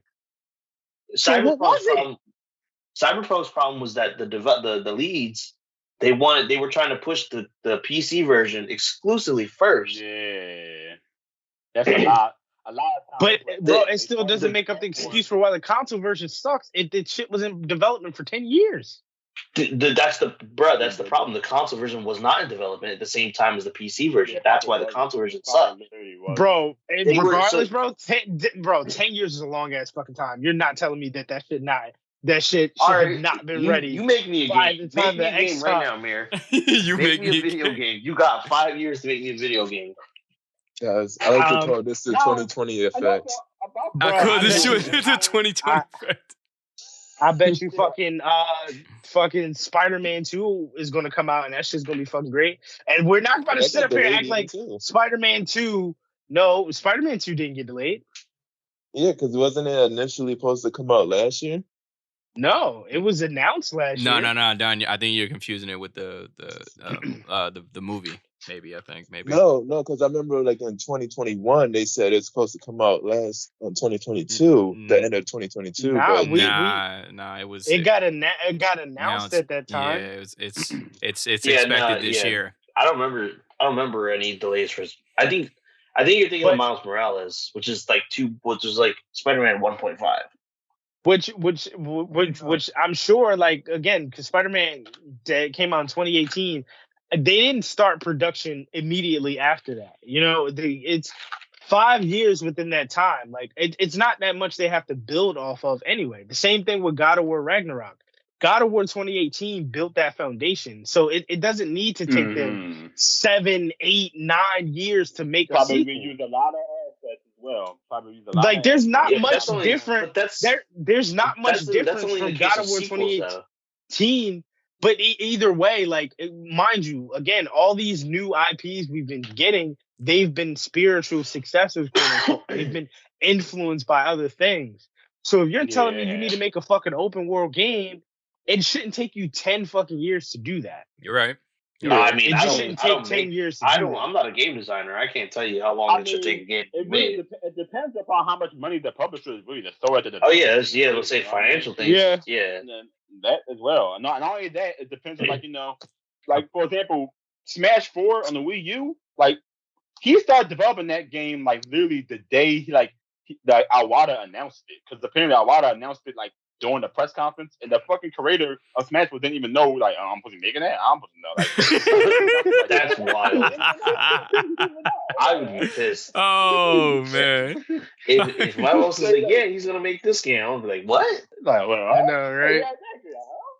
I had to fight somebody. That's funny as hell.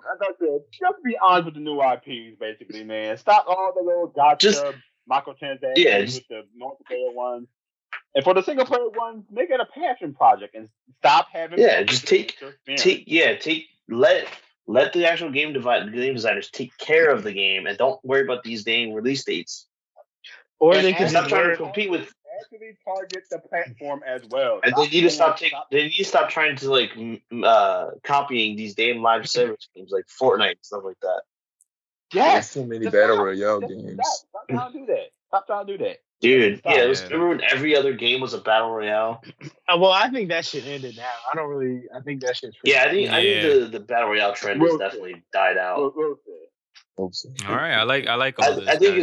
I think it's just Fortnite and Apex now. They're the only two last. They're the only two standing. Well, there's Fall Guys too. Fall Guys is still lurking. Who's playing Fall Guys? Come on, Fall Guys is still lurking. Surprisingly, but is it? I thought Fall Guys died out already. But I think it's still there. I think that rounds out as far as what to expect for new IPs. Is stop with the microtransactions, make it about the fans, guys. Take your time. And I mean, definitely want to hear everybody else's. Do you agree or do you disagree? With this topic, we definitely want to hear your comments in the comment section or on social media if you guys can. But I think that rounds up everything on this episode. You guys have anything else to add? Or man, well, thanks for having me. Oh, of course. I was gonna get to that. Mira, do you want to have anything, or Don, anything? Listen, man, everybody just needs to learn from Sony when it comes to storyboard games. Sony is the only people that's making single player games anymore. No gameplay. Oh, Don, right. They just might as well be movies at this point. Yes. Hey, Don, you want to get some, or? Yeah, that's about it. Yeah. Alex? Dead Space is the greatest remake of all time. All right, I already know about that. All right, guys. This is facts. I personally don't have anything, but we hope you guys enjoyed the episode. Aaron, thank you so much for being a part of this episode. We definitely want to see you more on the show. And also, guys, if you guys like Aaron's overview on Fire Emblem and the way he kind of is as a person, as a great person, Definitely, leave us a comments and see if you want him back on the show. Definitely would like to have you again. Thank you for being a part of the Couch Corner podcast, and hopefully we guys will see you on the next episode. Take care. Cool. Peace.